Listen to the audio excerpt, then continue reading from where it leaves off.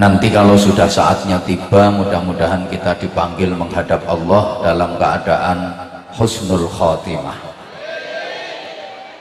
Pertama dan yang paling utama adalah soal iman.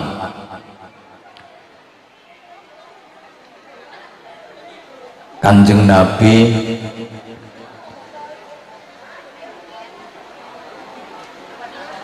di awal risalahipun, di awal kautusipun, ditugaskan di Makkah, di tengah lingkungan masyarakat jahiliyah yang bejat secara moral, yang rusak secara akidah. Oleh karena itu misi pertamanya adalah menanamkan iman dan mengokohkan akidah. Allahumma sholli ala Muhammad. Fase dakwah yang pertama dari Rasulullah itu kan selama 13 tahun kurang lebih di Makkah sebelum hijrah ke Madinah. 13 tahun di Makkah itu misi utamanya menguatkan iman dan mengokohkan akidah. Ini bisa kita cermati dari wahyu Allah berupa ayat-ayat Al-Quran yang diturunkan di Makkah, biasa disebut dengan ayat Makkiyah. Itu mayoritas orientasi pembahasannya tentang iman dan akidah, karena memang iman ini pondasi. Sering saya sampaikan, ibarat bangunan, agama itu bangunan, iman merupakan pondasinya. Pondasi sangat menentukan bagaimana kondisi bangunan, bagaimana jadinya bangunan, ditentukan oleh pondasinya. Kalau pondasinya kuat, bangunannya hebat. Kalau pondasinya lemah, bangunannya goyah. Kalau pondasinya rapuh, bangunannya runtuh. Kalau pondasinya bengkong, bangunannya mencong. Sakarepku nek ngomong. Manusia itu gimana jadinya ya tergantung kualitas imannya. Kalau imannya kuat, manusianya hebat. Kalau imannya lemah, manusianya ya mudah goyah. Kalau imannya keropos, ya manusianya model manusia gembos. Kalau imannya mengsle, manusianya ya mencela-mencele kayak wong kene.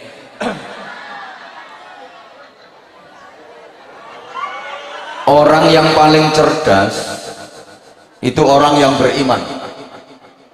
Kenapa? Karena orang beriman itu mampu mengolah hidupnya di dunia yang hanya sesaat dan sekejap untuk hidup di akhirat yang abadi selamanya. Kehidupan dunia ini diolah dengan tujuan dan target utama kehidupan di akhirat. Orang beriman sangat menyadari bahwa hidup di dunia yang hanya sekejap, hanya sebentar, ini sangat menentukan bagaimana nanti kehidupan di akhirat yang selamanya, sehingga kehidupannya di dunia betul-betul diolah sedemikian rupa sebagai bekal untuk mengarungi kehidupan akhirat yang selamanya. Hidup bukan hanya sekedar untuk hidup, tapi hidup benar-benar hanya untuk Allah yang maha hidup. Hidup bukan untuk mati, tapi mati itu yang untuk hidup. Saya ulang, ini karena landasan berpijak ngaji kita malam ini, kayaknya jamaah belum bisa konsentrasi, mungkin masih terganggu dengan rintik hujan, sehingga pasukan payung menjedetkan payungnya. Ada yang masih intak-intik dan riwa-riwi, bahkan di belakang sana ada bakul jagung godok.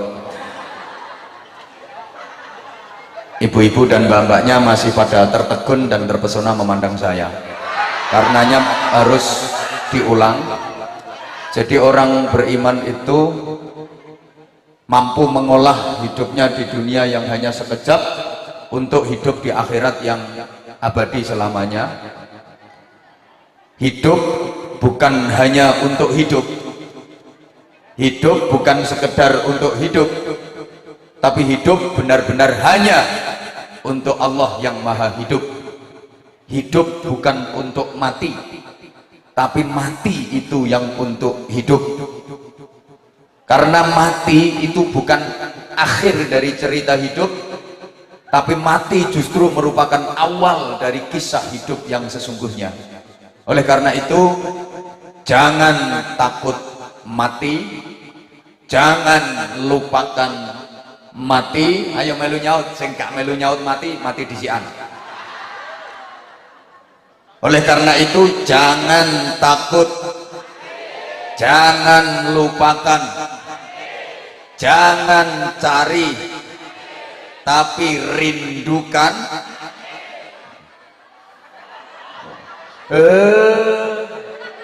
Gak terima wong ayu tapi lek oon yo ngono iku. Oke, tolong diperhatikan dulu, dijawab sik, engko tak terangno, tak urut siji-siji. Aku ngomongnya gak syukur jeplak kaya cangkeme arek-arek ngene iki. Ndak. Jadi ini sudah penuh dengan pertimbangan. Kon oleh sorak bro, tapi cangkeme ojo banter-banter. Nggih, saaken jamaah sing liyane. Tak baleni kudu disaut, oke?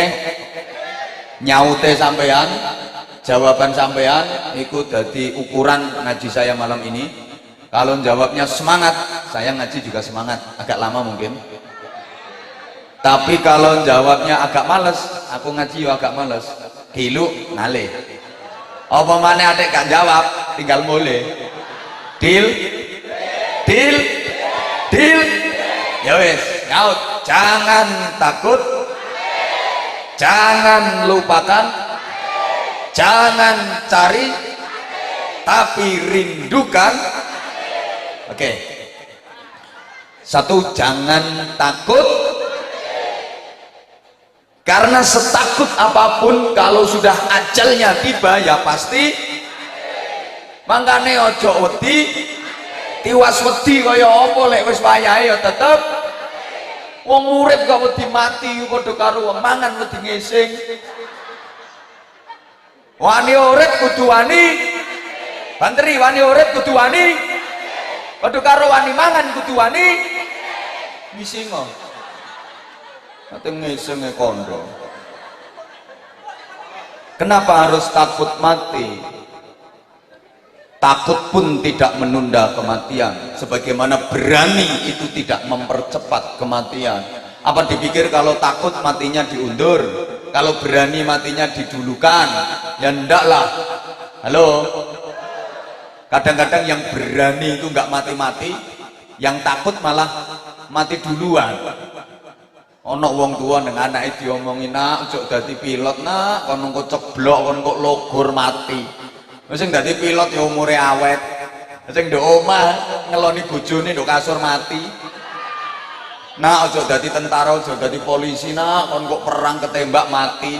Lho sing dadi tentara polisi perangnya aman, gak mati malah iso mateni wong sak pirang-pirang. Lho sing ngungsi malah kebom mati disian. Kenapa harus takut? Kematian itu satu kepastian. Cuma kita nggak tahu kapan waktunya, di mana tempatnya, dalam kondisi bagaimana. Allahumma sholli ala Muhammad. Al mautu babun fa kullun nas dakhiluh. Kematian itu pintu yang setiap manusia pasti memasukinya. Nggak perlu takut. Jangan lupakan. Karena orang kalau lupa mati mesti jadi wong elek, mesti jadi wong nakal. Kanjeng Nabi lek pesen faktiru min dzikri hadhimil ladzat. Perbanyak kalian dalam mengingat hal yang memutus kelezatan, yaitu kematian. Wong iku lek kapan akeh eling mati, insyaallah dadi wong apik. Kate nakal lo gak sida, soalnya eling ya sing gak nyaut mati dhisik mbuh lho ya. Wong iku kapan akeh eling mati, kate maksiat insyaallah wurung. Soalnya eling kate mendem lho. Botol wis dicoket, ciu. Wis ndongsong nduk pojokan. Karing gelogok ini, ha, mati. Engko lagak sida.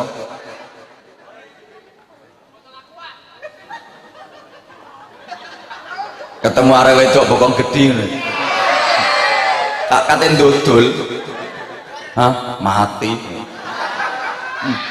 Coba aku tepak dodol bokong nang malaikat Israel teko, nyawa dicabut pas tanganku plek nyang bokong. Nang kantil ndak iso ditarik. Ya apa? Akhirnya gak sida wong. Wong kok sampai zina iki mergo gak eling mati. Coba eling mati, gak mungkin zina. Padahal ya wis mari booking. Booking PSK ya. Perempuan suka kelon. Karena jari arek-arek yang ngarani WTS, wadah titip senjata. Ono ae arek-arek yang ngarani balon iki lho, sing bayar oleh kelon. Nah istilahnya Jawa Timur lah pelacur, disumpeli alat mancur. Mbok lah nek arek enom-enom ku lek ngarani ku I love you. Mari dilap tinggal blayu. Ya wes dibokeng, siap. Kate metingkring nang eling mati. Iki ngaku tepak metingkring nang mati no ya apa. Gak sida wis. Woro. Wis nggarakno nakal gak eling mati kok. Mulane ya clingkrik kupluk-kupluk ngono iku. Makane dikongkon eling mati sehingga hoi. Wong nek eling mati iku dadi wong apik. Lapos ya, buru donya nemen-nemen wong kate mati. Wong sing buru donya iki soalnya gak eling mati. Sehingga jadikan dunia itu di tanganmu, jadikan akhirat di hatimu, dan jadikan kematian di pelupuk matamu. Ya. Saya ulang apa matamu dewe? Kontaan temi kon kok. Saya ulang. Ini tolong diperhatikan, nanti dipakai status di Facebook masing-masing. Galek wifi gratisan. Jadikan dunia di tanganmu, jadikan akhirat di hatimu, dan jadikan kematian di pelupuk matamu. Sekali lagi biar jelas, jadikan dunia di tanganmu, jadikan akhirat di hatimu, dan jadikan kematian di pelupuk matamu. Ya matamu ya iya waduh. Cuma kene tok ya termasuk matamu barang. Gak wani sebelah kene ya wani matamu ya iya. Anggite lek ana camat terus kepala desa terus gak wani ya termasuk matamu barang. Iya mataku ya iya. Ya sorry Pak Camat, Pak Kades ya gak oleh mangkel. Mosok dilokno ngene mangkel. Lah emang udah bahasanya, masa jadikan kematian di pelupuk bokongmu. Wong atase wong Mojokerto ae lho ya. Bahasane ya padha ambek aku. Cok mangkelan dadi wong. Saya urut satu, jadikan dunia di tanganmu. Dunia itu hanya di tangan saja. Kalau dunia di tangan ini tidak eman. Wong cuma nduk tangan. Begitu oleh colno meneh, begitu nompo tokno meneh, begitu nrimo bagi meneh. Kate digegem terus yo gak muat, wong tanganmu cuma sakmono. Maka dunia jangan ditaruh di hati. Kalau ditaruh di hati seberapapun kurang, karena hati itu kan luas. Hati itu lebih luas daripada samudra, bahkan lebih luas daripada jagat raya. Kaget tak ya wis. Salah ae umek ae.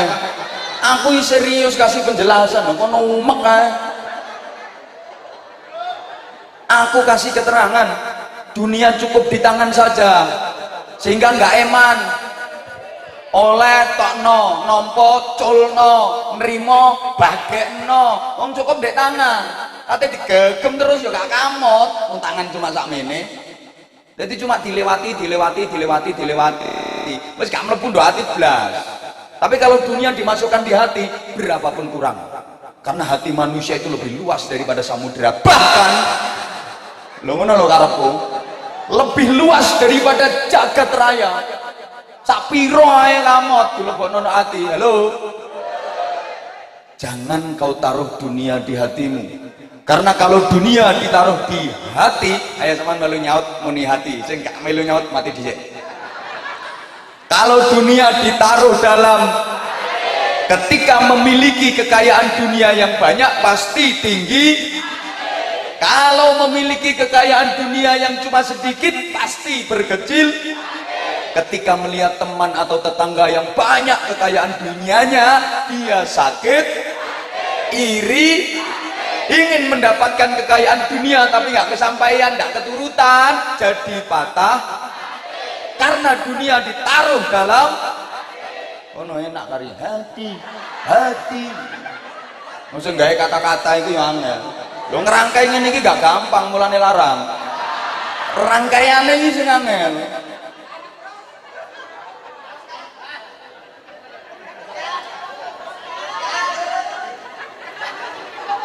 Hubbud dunya ra'su kulli khati'atin. Terlalu cinta dunia itu pangkal dari semua kesalahan.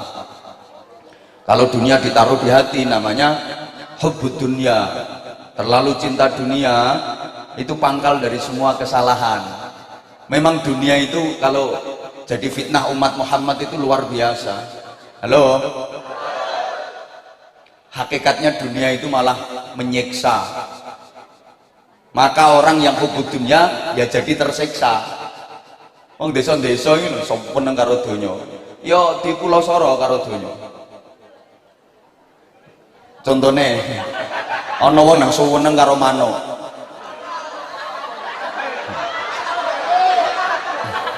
Manuk sing ana suwiwine. Manukmu ana suwiwine ya? Ngono sik dicetakno manuk apa jarene?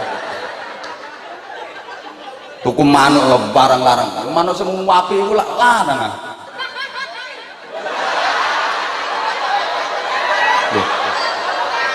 Regane manuk itu tergantung kualitasnya. Manuk kung apik manuke ya larang ya ratusan juta hargane. Ha nek manukmu iki manuk model apa? Manuk ecek ngono. Makane gak payu-payu.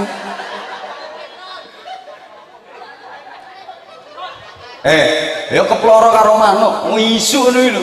Wis ngedusi manuke. Wonge dhewe lho gurung adus. Nggih napa nggih? Wong nang sok peneng karo sapi. Ndek dhuwit tuku sapi, ndek dhuwit tuku sapi, sapine 20 diramut ijen yo ganteng sapine timbang wonge. Pokoke keploro. Dan donya iki dadi sumber keelekan. Wis tak menengo. Wong susah, sumpek, bingung ya mesti perkara donya to. Nganti wong ribut, geger ya perkara donya. Halo. Sampeyan nate susah napa mboten? Mesti iku perkara donya. Sampeyan nate bingung napa mboten? Mesti iki garane sampeyan bingung iki perkara donya. Jawab, sampeyan nate sumpek napa mboten? Mesti potonganmu nek mboten nate sumpek kan. Wong sing kiai tahu apa maneh. Mesti ini garane sumpek perkara donya. Jawab, kapan gak jujur tak tinggal mulai. Halo. Suami istri itu harusnya kan saling cinta, saling setia, memadu kasih untuk menggapai kehidupan yang sakinah, mawaddah, rahmah dan barokah. Betul? Tapi ada nggak suami istri yang sering cekcok, sering geger, sering ribut? Mesti itu perkara donya. Apane sih gak mesti? Aku burung tahu ngerti ana wong kene sak bojone geger perkara salat tahajud. Lek gak wong iki. Ya mesti mbok perkara duit, mbok perkara kerjaan, mbok perkara wis pokoke perkara donya. Mesti perkara donya. Halo. Anak harusnya taat, berbakti dan memuliakan orang tua. Betul? Ada nggak anak yang berani dan melawan ke orang tua? Itu disebut anak apa? Anak wong. Iku mesti perkara donya. Sing akeh ya perkara jare pembagian warisan sing gak adil lah, macam-macam lah. Aku gurung tahu ngerti ono anak wani nang wong tua geger karo wong tua perkara poso Senin Kemis, perkara wiridan, kan perkara donya. Maka kalau ingin tentrem penggale, jangan kumantil hatimu karo donya. Donya tokno toko hatimu, cukup ndok tangan ae. Hatimu penuhi dengan akhirat, hatimu penuhi dengan kebesaran Allah, sehingga selain itu nggak bisa masuk. Dan berikutnya, jadikan kematian itu dipelupuk. Kurang semangat. Jadikan kematian dipelupuk. Aku ceramah yang mono yamin nih. Sek tasiki dibisui wong. Makasih.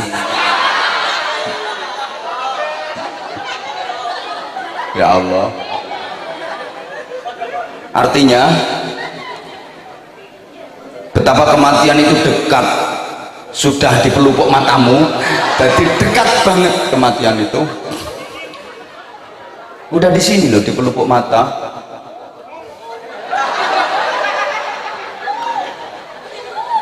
Orang bijak itu beda dengan orang bujat.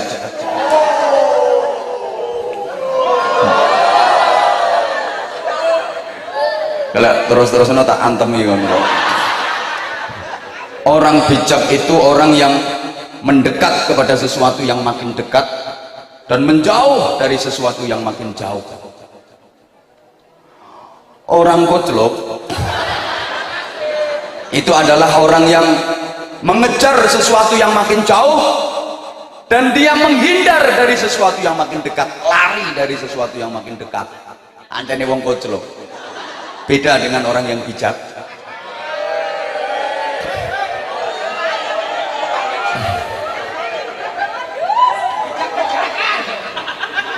Dia mendekat kepada sesuatu yang makin dekat. Apa itu?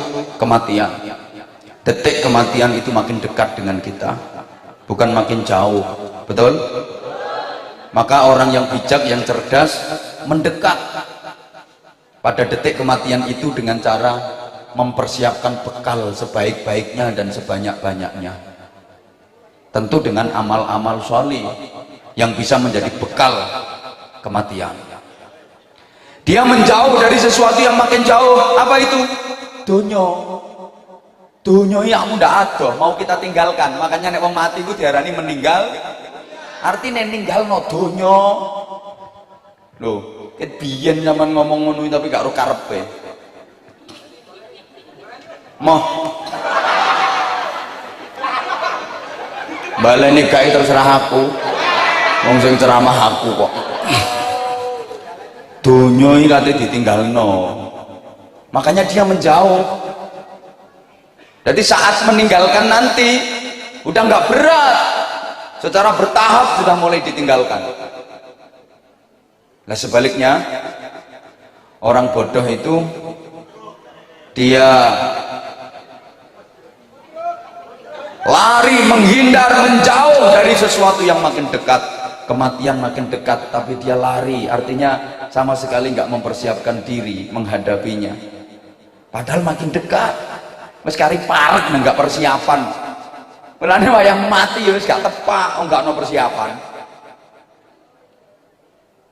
Dia justru mengejar sesuatu yang makin jauh. Dunia itu makin jauh, mau meninggalkan tapi dikejar. Umur ini wis swidak pitu. Lah saya ngurusi tuh. PNS saya lo ono pensiune wis. Ganti profesi. Kerjanya ya dadi MPR, ngomong putu resik-resik.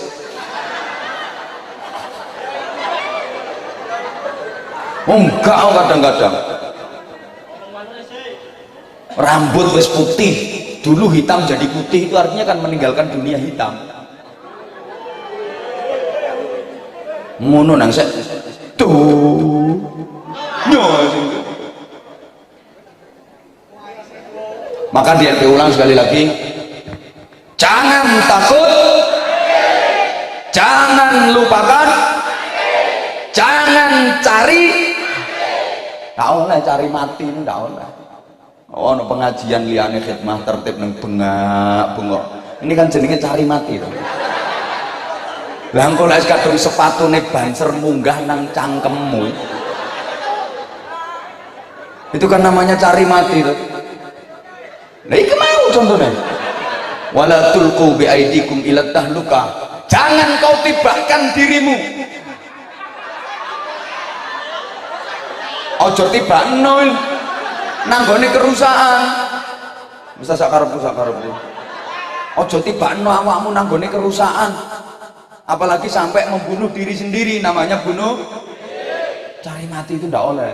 Wis karuan NKRI wis merupakan final, Pancasila final.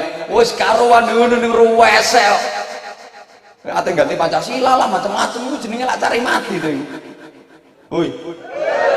Aja ngedang kala jarene wong Jawa. Ya kala jengkingmu. Wong kene iki modele on ya. Padahal aku ngomong ning ndi wis terkenal ya. Aku keteranganku jelas gampang dipahami. Tapi wong kene anggere aku ngomong sik opo iku. Jadi aku daerah mana-mana yang sudah saya kunjungi itu paling on ternyata nduk kene iki.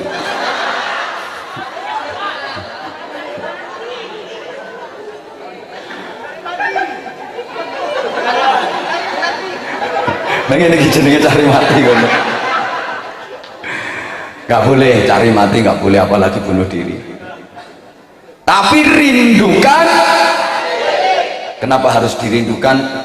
Karena kematian itu pintu gerbang perjumpaan dengan Allah sang kekasih sejati.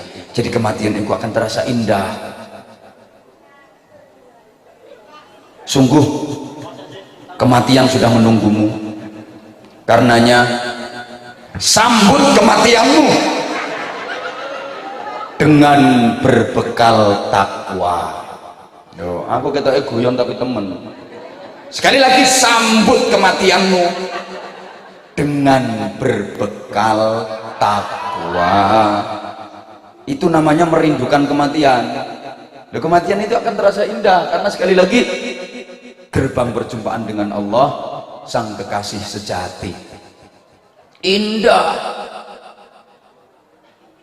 Ngono iki wong kadang-kadang sing akeh yo moh mati karepe. Wong rata-rata wong cuma siap urip tapi gak siap mati. Makanya wong kene lek ndonga yo njaluk dawa umur ae ngono. Nggih napa nggih? Tawil amarona, panjangkan umurku. Lek dituruti umur dawa tenan ono rencanamu piro ya? Kepingin piro dawane? 200 tahun sik kurang. Kate mbok umurno piro? Terus kate lapo umur 200 tahun kate lapo, sembarang ya wis suda, wis gak iso lapo-lapo. Marah nyusahno wong akeh. Meripat ya wis belereng. Ketok arek wedok ayu liwat ya anake sapa? Blonger. Oh, karepe ana tapi tenaga wis ora iso. Mau diulik-ulik kaya apa wis gak untek babar pisan. Kate lapo. Makanya kesuwen urip nang donya iki tambah soro. Lha terus sampean dipateni karo Gusti Allah. Kok gak dipateni iki piye? Mati dhewe. Kuwi ditulungi ambek Gusti Allah. Ditulungi ben ora kesuwen loromu nang donya. Kematian itu akan terasa indah. Oh, lagi dijabut nyawane wis diketokno nikmat swarga. Iki nek matine apik. Kono ora kene. Allahumma sholli ala Muhammad. Untuk menyambut kematian itu apa modalnya? Ya tentu saja kita menjalani hidup ini dengan benar sesuai aturan Allah melalui ajaran Rasulullah Muhammad SAW yang biasa disebut dengan sunnah Rasul. Gitu, saking virale wisan. Jadi kapan ono wong ngomong sunnah Rasul, wi persepsine malam Jumat. Berngonoan. Iki le perlu tak luruskan. aku paling gak geduga lek ana wong gawe istilah sunnah rasul diartekno ngono iku dosa gede. Sunnah itu artinya kelakuan, rasul itu kanjeng Nabi, berarti sunnah rasul itu kelakuannya kanjeng Nabi. Lene mbok artekno ngono kuwi dosa gede. Poso Senin Kemis itu sunnah rasul, tahajud tiap malam itu sunnah, baca Quran setiap hari itu sunnah, bersedekah setiap hari itu sunnah, istighfar tiap hari nggak kurang dari 100 kali itu sunnah. Sunnah itu kelakuan rasul kanjeng Nabi, berarti sunnah rasul kelakuannya kanjeng Nabi. Lah nek mbok artekno upluk-upluk ngono kuwi dosa gede kowe. Aja dibaleni, kowe sampean saiki wis ngerti. Aja kathek sunnah rasul mbok artekno model ngono iku.